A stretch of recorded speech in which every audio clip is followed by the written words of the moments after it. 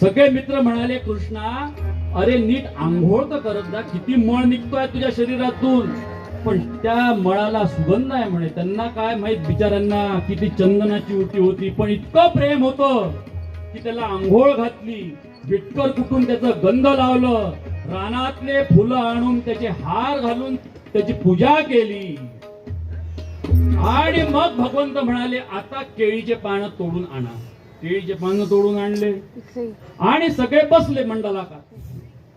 मंडलाकार बसल्यानंतर पंचायत अशी झाली की भगवंताचं मुखकमल आपल्याला सगळ्यांना दिसावं अशी सगळ्यांची इच्छा होती. पण मंडलाकार बसून जर मध्ये भगवंत बसले तर कोणाकडे तरी पाठ येणार, कोणाला तरी पाठच दिसणार. मग काय केलं भगवंतानी, अशी रचना केली, कृपया आजच्या राजकीय व्यवस्थेशी संबंध लावू नका. श्रीमद भागवतामध्ये वर्णन आहे की यमुनेच्या तीरावर काला करत असताना सगळ्या गोपाळांनी कमळाच्या फुलाची रचना केली. असे करणी की अंबुजा माझी देवी, मुला मध्यभागी वसे कृष्ण जेवी, मुखी ग्रास प्रेम उल्हास हाती, दही भात ते देवलीला पहाती, गोपाल कृष्ण.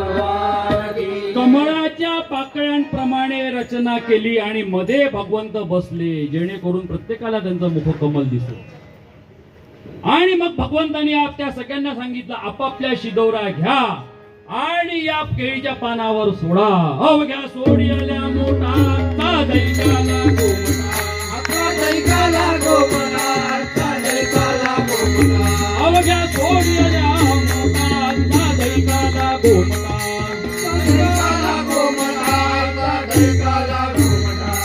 घ्यारे दही भात आम्हा घेतो पंढरीनाथ, आम्हा घेतो पंढरीनाथ, आम्हा घेतो पंढरीनाथ. मुदा घेऊन या पिढी पेंड्या वाटितो शिदोरी, पेंड्या वाटितो शिदोरी, पेंड्या वाटितो शिदोरी. अनुदास गीत गात प्रसाद देतो पंढरीनाथ, आम्हा घेतो पंढरीनाथ, आम्हा घेतो पंढरीनाथ. हे समोर बसलेल्या लहान मुलांना थोडा काला वाटा, समोर बसलेल्या मुलांना काला वाटा आणि त्यांना सूचना द्या की खाऊ नका, फक्त हातात ठेवा.